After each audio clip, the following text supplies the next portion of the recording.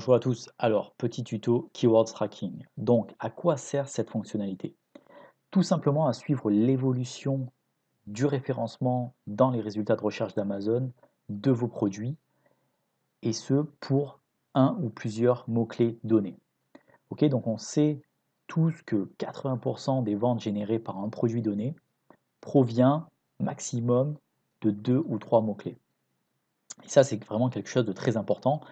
Et c'est pour ça qu'il faut être très attentif finalement aux mots-clés les plus compétitifs, afin de pouvoir tout simplement ajuster soit nos campagnes PPC ou bien tout simplement ajuster, nos fiches produits pour essayer, d'apparaître plus haut dans les résultats de recherche d'Amazon. OK? Donc on va voir en détail comment créer un keyword tracking, donc c'est quelque chose d'assez simple. OK, donc là vous allez cliquer sur créer un keyword tracking et vous allez renseigner un ASIN. Donc ça peut être aussi bien un ASIN que vous vendez qu'un ASIN d'un concurrent, il y a pas de souci. Hop. Et là, vous allez donc sélectionner une marketplace et un mot-clé.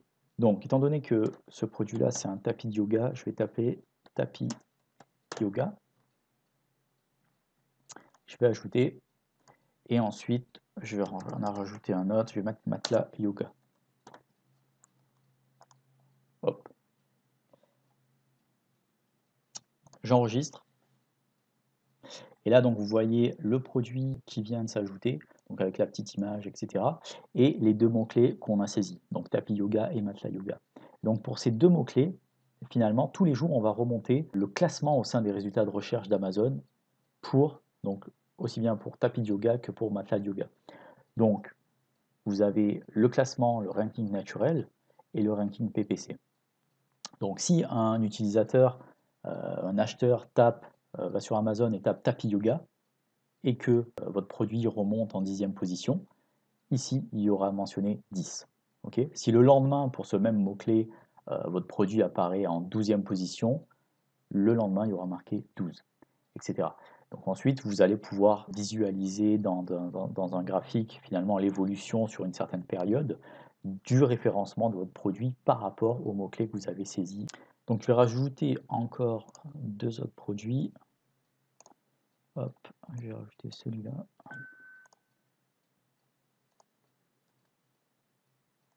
Toujours France. Bon, je vais garder tapis yoga. Hop, j'enregistre. Et je vais hop, en paramétrer un troisième. Hop, France, et je vais toujours garder tapis yoga.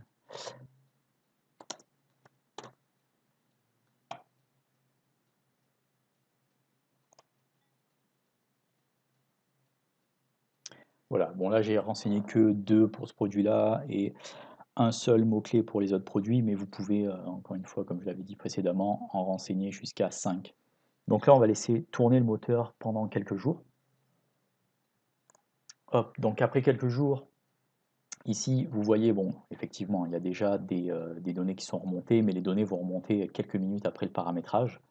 Mais là, vous avez déjà sur la partie trend, finalement, la tendance du mot-clé sur les derniers jours. Donc là, il y a une tendance pour tapis yoga qui est plutôt stable, une tendance à la baisse pour le mot-clé matelas yoga. Donc ça veut dire tout simplement qu'on a perdu en référencement. Donc peut-être qu'on était classé 2 ou 3 et qu'on est descendu à 4. Et une tendance stable pour ce produit-là, pour le deuxième produit, et une tendance à la baisse pour le troisième produit. Donc là, ce qui est intéressant de voir finalement après quelques jours, c'est tout simplement l'évolution de votre référencement. Donc là, pour le premier produit et pour le mot-clé tapis yoga, on voit que le référencement, déjà qu'il n'y a qu'un seul référencement naturel, donc il n'y a pas de PPC pour ce mot-clé-là. Et vous voyez que ce produit-là, pour le mot-clé tapis de yoga, est sorti dans les résultats de recherche d'Amazon environ entre la 5e et la 10e place. Ça vous permet vraiment de voir l'évolution et vous dire, ok, ça reste je reste dans une fourchette de positionnement qui est raisonnable, entre 10 et 5.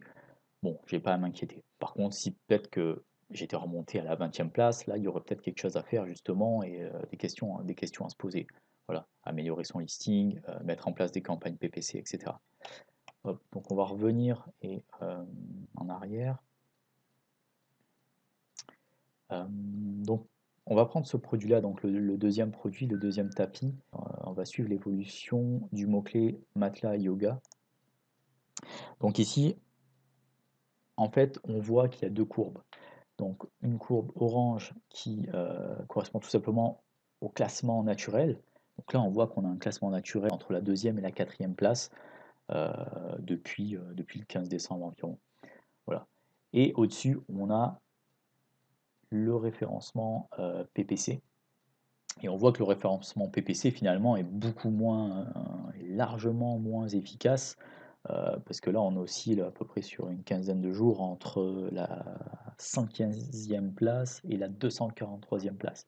Donc autant dire que la campagne PPC pour ce produit-là ne sert strictement à rien. Donc c'est ça aussi qui est très utile avec ce type de fonctionnalité, c'est que ça permet de voir finalement si une campagne PPC a besoin d'être retirée ou pas. Typiquement, si c'était mon produit, j'arrêterais tout simplement la campagne PPC pour le mot-clé matelas yoga. Vous avez également la possibilité de rajouter à tout moment des mots-clés ou d'en supprimer, il n'y a pas de souci. Une dernière chose, et pas des moindres, vous voyez qu'on remonte également le badge Amazon Choice. Donc on va même faire un test en live. Donc je vais aller sur amazon.fr. Je vais taper matelas yoga. Et là, vous voyez, donc 1, 2, 3, 4. Quatrième position. On a bien notre produit qui est remonté en quatrième position au naturel. Et on a bien le badge Amazon Choice. Voilà.